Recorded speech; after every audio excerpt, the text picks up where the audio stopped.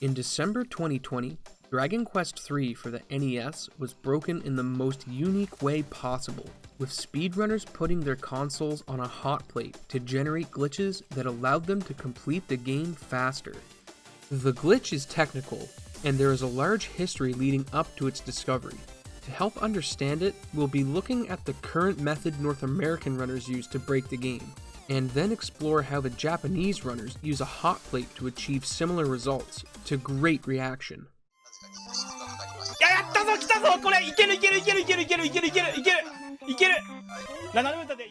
The third game released in the series, Dragon Quest III hit shelves in 1988 in Japan, but wouldn't see a North American release until 1992. The regional releases have differences that we'll look at later, but for now, let's go over the basic gameplay to get a better understanding of what the glitches will be affecting. It comes with your standard RPG staples, an overworld, a party, character classes, a combat system, and a leveling system that grants characters increased stats and new spells as they level up. The party system isn't fixed as it is in other RPGs, as you're able to select party members of different classes to accompany you on your journey, and if you're not happy, you can swap them out or dismiss them at special locations in-game. The most powerful class is the Sage, with high stats in magic and attack. They aren't available at the start, and require two things: a character of level 20 to promote, and a special item to unlock that promotion. You probably see where I'm going with this, that if runners could glitch a Sage into their party early, they would be able to steamroll through the game. And a glitch was discovered in Japan 30 years ago that did just this. A few years after the game was released, and well before speedrunning was on anyone's mind, one player was messing around with his console when he entered the game with a max level character on load-in. You might be wondering what he was doing to achieve this, and if it was reproducible, but the easiest way to explain what was happening is to look at a warning that was common in game manuals back in the day.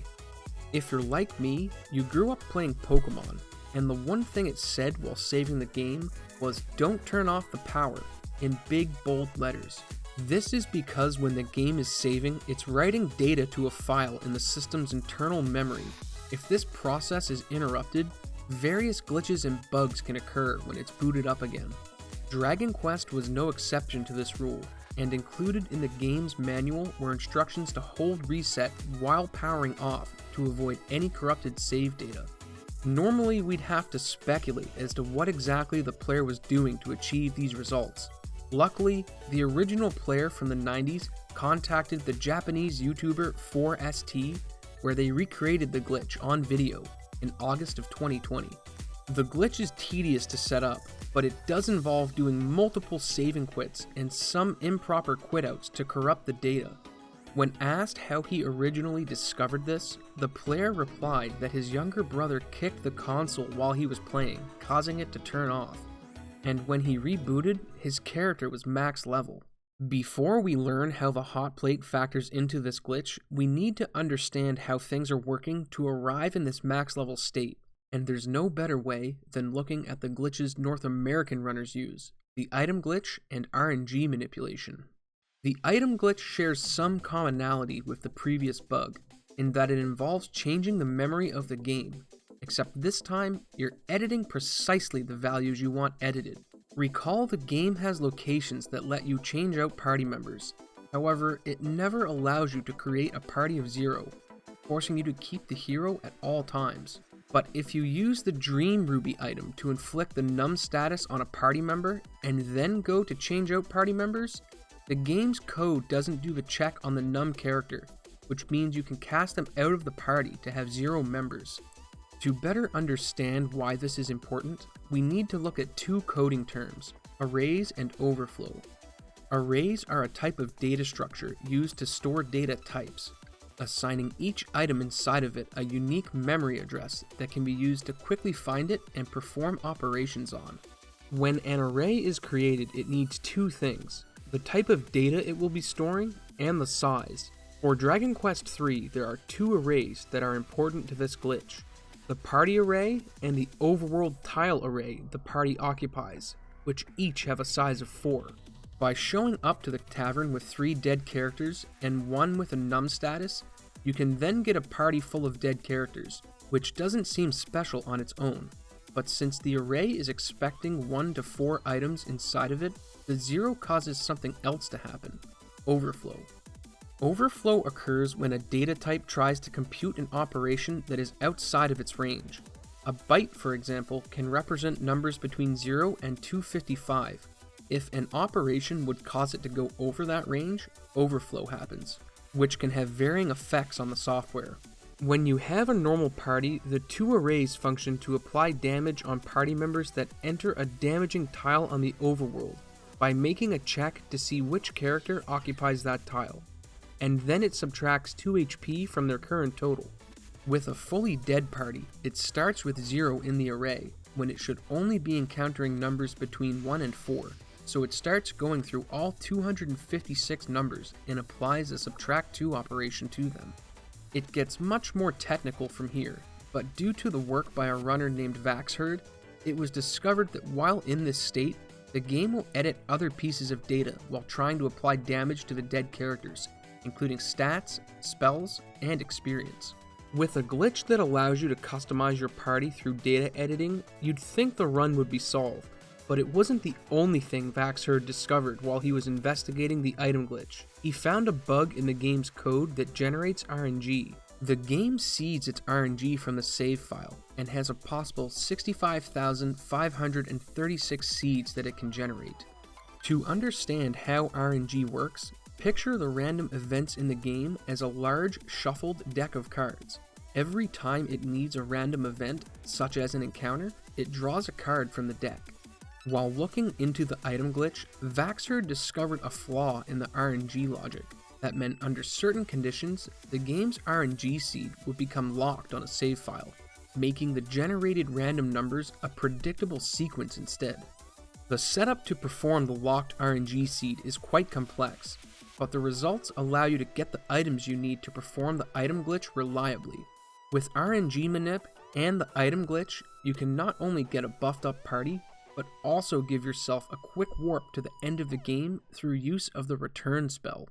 Normally, the return spell warps you to a previously visited town of your choice. With the item glitch, you can edit its properties to allow you to warp to the last town before the final dungeon, to beat the final bosses with your near invincible party. With an understanding of save and quit data corruption and how the actual data can be edited, we're ready to look at what the HOTPLATE is doing to the game and how it works.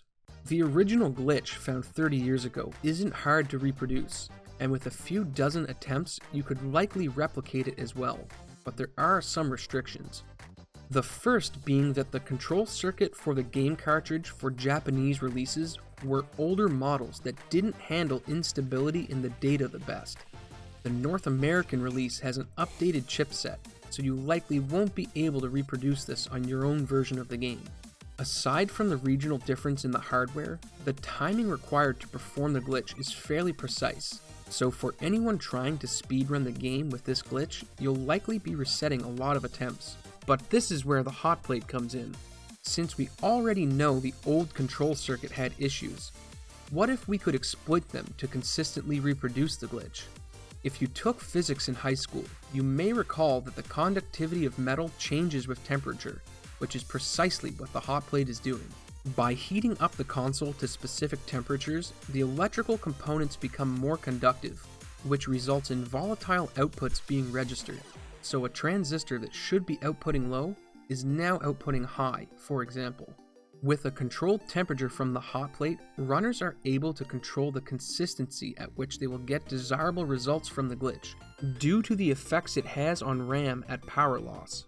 A HOTPLATE isn't the only way to achieve this, however, as Baku Zero was able to achieve consistent results using an ice pack to cool off his NES, again affecting the conductivity, and by finding a specific cooler temperature, he produced the glitch without risking burning down his house. This all came to a head when PiroHiko, Baku Zero, Hitshee, and Lime all performed the HOTPLATE glitch live in a race at the RTA in Japan event on December 27th. making history as the first runners to do this type of glitch in an RTA setting. I've been calling this HOTPLATE percent as a joke, but it does raise some interesting questions, as normally anything that affects hardware is banned in speedrunning. So I'll leave the question to you. Do you think this should be allowed in the any percent category? Why or why not? Let me know in the comments down below. Did you know that Mario Kart 64 had a huge number of glitches found by the same runner back in the 90s? Or that some records in Mario Kart have lasted for over a decade? If you're interested, check out these videos I've made on the subjects. If you wish to support the content, check out my Patreon page, and be sure to follow on Twitter, or join the Discord for all the recent updates and happenings. Until next time.